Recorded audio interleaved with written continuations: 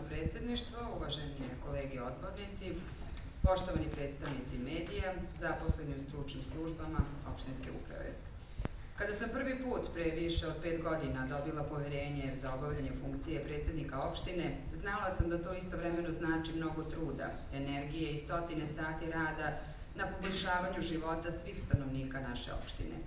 I istovremeno mnogo snage da se polako popravlja ostavljeno ruinirano, ali i da se iznađu načini da se dovrše davno započeti i ostavljeni bez ikakve odgovornosti projekti koji su toliko važni za sve nas kojima je ovo kuća, dom, porodica. Jer to je bila ideja vodilja Srpske napredne stranke koje pripadam i na krilima čijeg programa radimo uvek bolje i više. Dela, ne reči i još manje pusta obećanja. I sa ponosom danas stojim pred novim skupštinskim sazivom, jer su dela iza, ali i ispred nas. Mnogo kapitalnih projekata smo završili u prethodnom periodu i predali ih građanima na upotrebu.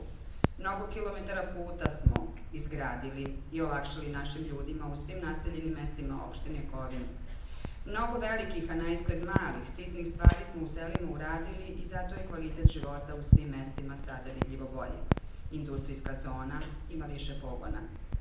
Bili smo sve ovo vreme skromni, ali poželjan partner državi u projektima koji su prevazilazile moći lokalne samouprave, a deo su našeg življenja na ovoj teritoriji, poput vetroparka Čibuk, obilaznice oko Bavaništa, puta ka Deliblatu, obnove bolničkog kompleksa, započete rekonstrukcije objekata škola.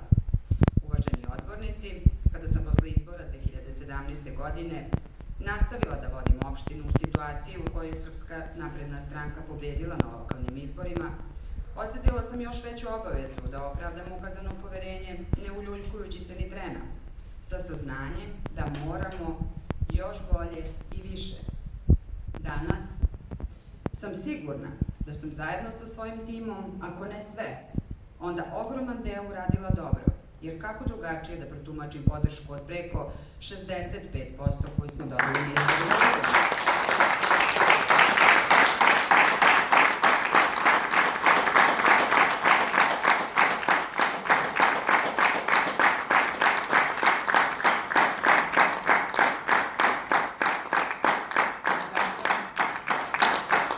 Pre svega želim da se zahvalim građanima na ponovo ukazanom poverenju, ali i svim mojim kolegama i ljudima koji su vredno radili svoj posao i doprinili da imamo dela koja su nas preporučila da u ogromnoj većini vodimo Kovinsku opštinu i dalje samo napred.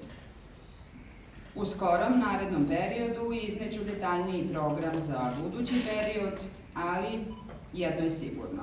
Svi koji bi da ostanu deo pobedničkog tima moraju znati: pred nama je mnogo posla i mnogo zacrtanih rokova.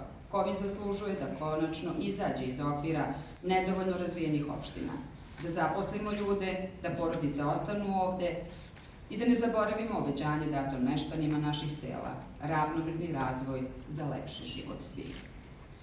U godini u kojoj je čitavo čovečanstvo zarobljeno raznim gubicima zbog pandemije, moramo i dalje da učinimo sve da uredimo sistem u našoj maloj opštini na najbolji način za ljude, onoliko koliko mi to možemo.